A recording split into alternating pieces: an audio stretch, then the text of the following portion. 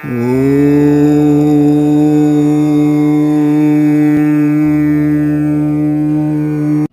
आप श्रीमद् भागवत कथा को सुनना चाहते हैं तो ध्यानपूर्वक सुने। साथ ही एक आग्रह करूंगा कि जिस तरह से आप किसी को वस्तु या पैसे दान करते हैं, ठीक उसी प्रकार मेरे भागवत ज्ञान चैनल को लाइक सब्सक्राइब करने से मुझे एक बड़ा दान मिल जाएगा।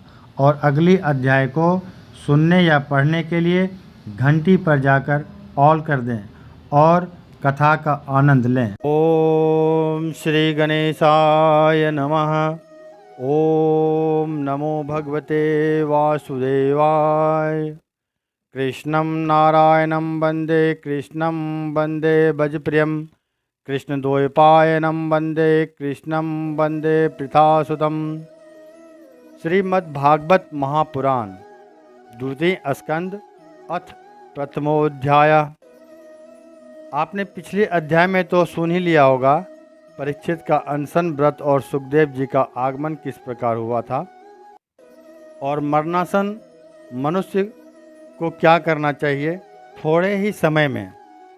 अब आइए सुनते हैं अगला अध्याय, ध्यान विधि और भगवान के विराट स्वरूप का वर्णन।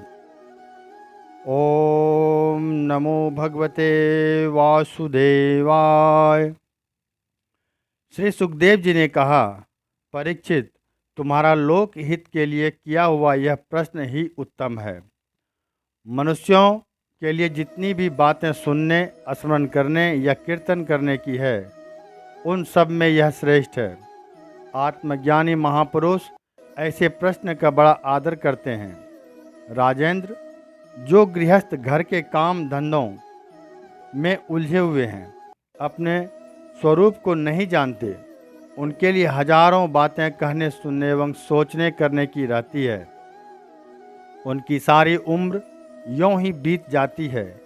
उनकी रात नींद या स्त्री प्रसंग से कटती है और दिन धन की हाय हाय या कुटुंबियों के भरण पोषण में समाप्त हो जाता है। संसार में जिन्हें अपना घनिष्ठ संबंधी कहा जाता है, वे शरीर, पुत्र, स्त्री आदि कुछ नहीं है, असत्य है। परंतु जीव उनके मोह में ऐसा पागल सा हो जाता है कि रात दिन उनको मृत्यु का ग्रास होते देखकर भी चेतता नहीं। इसलिए परीक्षित, जो अभय पद को प्राप्त करना चाहता है, उसे तो सर्वशक्तिमान भगवान श्री कृष्ण की ही लीलाओं का श्रवण, कीर्तन और स्मरण करना चाहिए। मनुष्य जन्म का यही इतना ही लाभ है कि चाहे जैसे हो, ज्ञान से, भक्ति से अथवा अपने धर्म की निष्ठा से, जीवन को ऐसा बना लिया जाए कि मृत्यु के समय भगवान की स्मृति अवश्य बनी रहे। परीक्षित, जो निर्गुण स्वरूप में स्थित है एवं विधि निषेध की मर्यादा को लांघ चुके हैं, वे बड़े बड़े ऋषि मुनि भी प्रायः भगवान के अनंत कल्याणमय गुणों के वर्णन में रमे रहते हैं। द्वापर के अंत में इस वेद तुल्य श्रीमद् भागवत नाम के महापुराण का अपने पिता श्री कृष्ण द्वैपायन से मैंने अध्ययन किया था। राजऋषि, मेरी निर्गुण स्वरूप परमात्मा में पूर्ण निष्ठा है, फिर भी भगवान श्री कृष्ण की मधुर लीलाओं ने मेरे हृदय को अपनी ओर आकर्षित कर लिया। यही कारण है कि मैंने इस पुराण का अध्ययन किया। तुम भगवान के परम भक्त हो। उनके शुद्ध चित्त वृत्ति भगवान श्री कृष्ण चरणों में अनन्य प्रेम के साथ बहुत शीघ्र लग जाती है।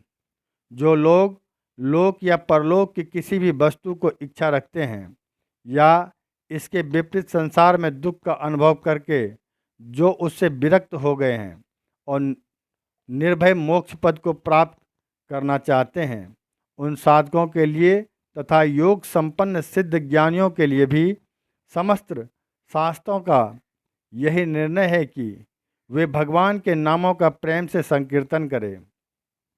अपने कल्याण साधन की ओर से असावधान रहने वाले पुरुष की वर्षों लंबी आयु भी अनजान में ही व्यर्थ बीत जाती है। उससे क्या लाभ? सावधानी से ज्ञानपूर्वक बिताई हुई घड़ी 2 घड़ी भी श्रेष्ठ है, क्योंकि उसके द्वारा अपने कल्याण की चेष्टा तो की जा सकती है। राजऋषि खट्वांग अपनी आयु की समाप्ति का समय जानकर 2 घड़ी में ही सब कुछ त्याग कर भगवान के अभय पद को प्राप्त हो गए। परीक्षित, अभी तो तुम्हारे जीवन की अवधि 7 दिन की है। इस बीच में तुम अपने परम कल्याण के लिए जो कुछ करना चाहिए सब कर लो। मृत्यु का समय आने पर मनुष्य घबराए नहीं। उसे चाहिए कि वह वैराग्य के साख से शरीर और उससे संबंध रखने वालों के प्रति ममता को काट डाले। धैर्य के साथ घर से निकलकर पवित्र तीर्थ के जल में स्नान करें और पवित्र तथा एकांत स्थान में विधिपूर्वक आसन लगाकर बैठ जाए।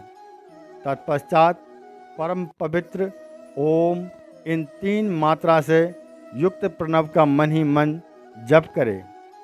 प्राणवायु को वश में करके मन का दमन करे और एक क्षण के लिए भी प्रणव को ना भूलें।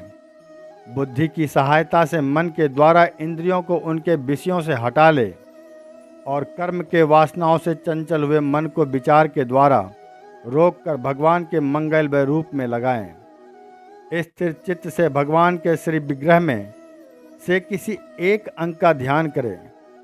इस प्रकार एक एक अंग का ध्यान करते करते विषय वासना से रहित मन को पूर्ण रूप से भगवान में ऐसा तल्लीन कर दें कि फिर और किसी विषय का चिंतन ही ना हो। वही भगवान विष्णु का परम पद है, जिसे प्राप्त करके मन भागवत प्रेम रूप आनंद से भर जाता है। यदि भगवान का ध्यान करते समय मन रजोगुण से विक्षिप्त या तमोगुण से मूढ़ हो जाए तो घबराएं नहीं। धैर्य के साथ योग साधना के द्वारा उसे वश में करना चाहिए, क्योंकि धारणा उक्त दोनों गुणों के दोषों को मिटा देती है। धारणा स्थिर हो जाने पर ध्यान में जब योगी अपने परम मंगल में आश्रय भगवान को देखता है। परीक्षित ने पूछा, ब्राह्मण, धारणा किस साधन के किस वस्तु में किस प्रकार की जाती है और उसका क्या स्वरूप माना गया है, जो शीघ्र ही मनुष्य के मन का मैल मिटा देती है। श्री सुखदेव जी ने कहा, परीक्षित, आसन, श्वास, आसक्ति और इंद्रियों पर विजय प्राप्त करके फिर बुद्धि के द्वारा मन को भगवान के स्थूल रूप में लगाना चाहिए। यह कार्य रूप संपूर्ण विश्व जो कुछ कभी था, है या होगा, सब का सब जिसमें दिख पड़ता है वही भगवान का स्थूल से स्थूल विराट शरीर है। जल, अग्नि, वायु, आकाश, अहंकार, महत्व और प्रकृति, इन 7 आवरणों से घिरे हुए इस ब्रह्मांड शरीर में जो विराट पुरुष भगवान हैं, वे ही धारणा के आश्रय हैं। उन्हीं की धारणा की जाती है। तत्वज्ञ पुरुष उनका इस प्रकार वर्णन करते हैं, पाताल विराट पुरुष के तलवे हैं। उनकी एड़ियां और पंजे रसातल हैं। दोनों गुल्फ एड़ी के ऊपर की गांठ महातल हैं। उनके पैर के पिंडे तलावल है। विश्व मूर्ति भगवान के दोनों घुटने सूतल हैं। जांघें वितल और अतल है। पेड़ू भूतल है और उनके नाभि रूप सरोवर को ही आकाश कहते हैं। आदि पुरुष परमात्मा की छाती को स्वर्गलोक, गले को महलोक, मुख को जनलोक और ललाट को तपोलोक कहते हैं। उन सहस्त्र सिर वाले भगवान का मस्तक समूह ही सत्य लोक है। इंद्रादि देवता उनकी भुजाएं हैं। दिशाएं कान और शब्द श्रवणेन्द्रिय हैं। दोनों अश्विनी कुमार उनकी नासिका के छिद्र हैं। गंध घ्राणेन्द्रिय है और धधकती हुई आग उनका मुख है। भगवान विष्णु के नेत्र अंतरिक्ष हैं। उनमें देखने की शक्ति सूर्य है। दोनों पलकें रात और दिन है। उनका भूविलास ब्रह्मलोक हैं। तालु जल है और जिह्वा रस। वेदों को भगवान का ब्रह्मरंध्र कहते हैं और यम को दाढ़ें। सब प्रकार के स्नेह दांत हैं और उनकी जगमोहनी माया को ही उनकी मुस्कान कहते हैं। यह अनंत सृष्टि उसी माया का कटाक्ष विक्षेप है। लज्जा ऊपर का होठ और लोभ नीचे का होठ है। धर्म स्तन और अधर्म पीठ है। प्रजापति उनके मुत्तेंद्री हैं। मित्रा वरुण अंडकोश हैं। समुद्र कोख है और बड़े बड़े पर्वत उनकी हड्डियां हैं। राजन, विश्व मूर्ति विराट पुरुष की नारियां नदियां हैं। वृक्ष रोम हैं। परम प्रबल वायु श्वास है। काल उनकी चाल है और गुणों का चक्कर चलाते रहना ही उनका कर्म है। परीक्षित, बादलों को उनके केस मानते हैं। संध्या उन अनंत का वस्त्र है। महात्माओं ने अव्यक्त मूल प्रकृति को ही उनका हृदय बतलाया है और सब विकारों का खजाना उनका मन चंद्रमा कहा गया है। महत्व को सर्वात्मा भगवान का चित्त कहते हैं और रुद्र उनके अहंकार कहे गए हैं। घोड़े, खच्चर, ऊंट और हाथी उनके नख हैं। वन में रहने वाले सारे मृग और पशु उनके कटी प्रदेश में स्थित हैं। तरह तरह के पक्षी उनके अद्भुत रचना कौशल हैं। स्वयंभू मनु उनकी बुद्धि है और मनु को संतान मनुष्य के उनके निवास स्थान हैं। गंधर्व, विद्याधर, चारण और अचराएं उनके पहल आदि स्वरों की स्मृति है। दैत्य उनके वीर्य हैं। ब्राह्मण मुख्य, क्षत्रिय भुजाएं, वैश्य वंधाएं और शूद्र उन विराट पुरुष के चरण हैं। विविध देवताओं के नाम से जो बड़े बड़े द्रव्यमय यज्ञ किए जाते हैं वे उनके कर्म हैं। परीक्षित, विराट भगवान के स्थूल शरीर का वही स्वरूप है, सो मैंने तुम्हें सुना दिया।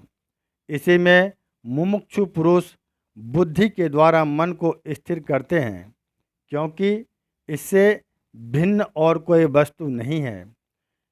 जैसे स्वप्न देखने वाला स्वप्न अवस्थाएं अपने आप को ही विविध पदार्थों के रूप में देखता है, वैसे ही सबकी बुद्धि वृत्तियां द्वारा सब कुछ अनुभव करने वाला परमात्मा भी एक ही है।